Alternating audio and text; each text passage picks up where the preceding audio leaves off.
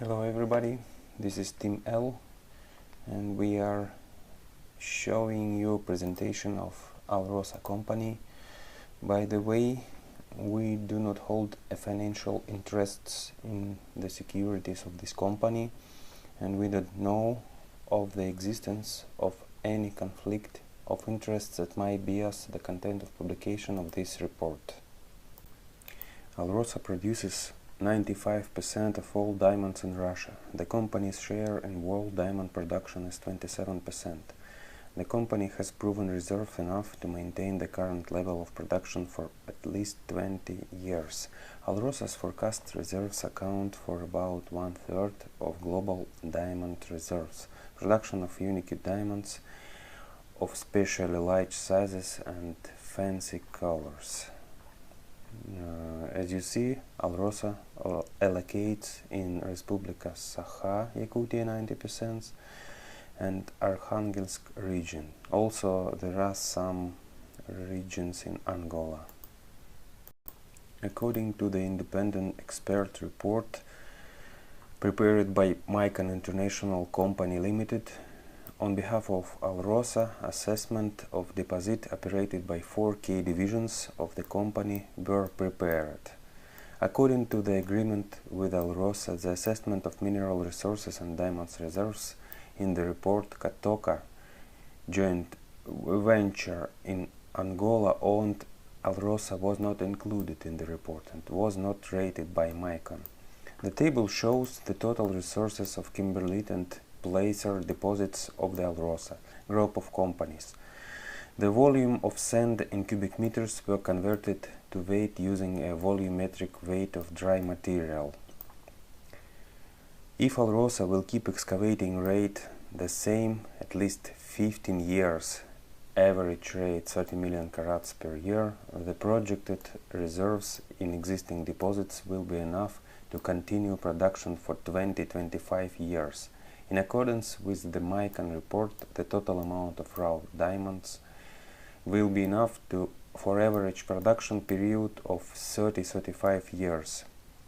Micon highlights growth prospect of raw diamonds exploration in some of deposits included in Alrosa report. This increment can be supported by further exploration of fields rich with diamonds. Currently, these zones are not sufficiently explored to be classified as resources of reserve in accordance with the recommendations of the JERC. The diamond business is concentrated in the hands of a small number of companies. 5 giants, De Beers, Alrosa, Rio Tinto, Petra Diamonds occupy about 70% of the market, and product prices are largely depend on them. The most effective company is Alrosa, depicting positive dynamics in almost all years.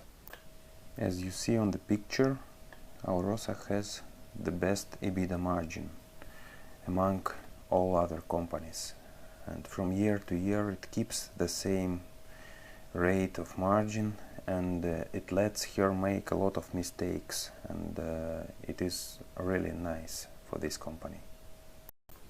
Despite the existing problems, according to the report conducted by the consulting company Bay & Co., the demand for diamonds will grow at an average rate of 2% per year until 2030, and production may dip in a negative scenario, or in a better case it will increase by approximately 1% per year.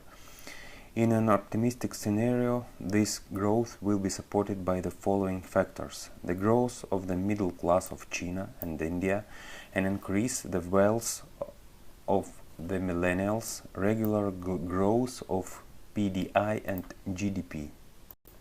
The relative price comparison shows that Alrosa declined gradually and have strong growth potential. Finally, declining risk is gradually lower than it was previously. Alrosa is stable and rapidly growing company with strong position among its competitors. The higher in the industry margin of EBITDA, revenue, net income among competitors allows us to estimate great competitive advantage comparing to competitors. The great advantage is that Alrosa is ahead of the peers in growth of return on invested capital and operation margins. It gives Alrosa possibilities to make mistakes, a lot of mistakes. For capital-intensive mining production, such profitability is very strong and healthy. It characterizes an effective operating cycle and good future for the company. From 2012 to 2018, sales revenue continuously, evenly and predictably increased from 150 billion rubles to 300 billion rubles, 100% in less than 7 years. The company maintains revenue growth rates of more than 14% per year. The growth of net profit is unstable and has a large unevenness over the same period of time. In 2013, it even goes into the negative region due to the redistribution of cash flow aimed at significant repayment of loans and borrowings. In other periods, the growth of net profit has a directed trend towards an increase and quite predictable. The total debt of the company as of June 30, 2019 is about 190 billion rubles, which is fully covered by the retained earnings of the company. 209 billion rubles, which indicates the excellent financial health and the ability to pay off the debt completely at any time. At the same time, the share of dollar debt from the total amount is about 80 billion rubles, which partially diversifies the company's currency risk. The share of borrowed capital is constantly decreasing, which certainly indicates the quality of management and health of the company.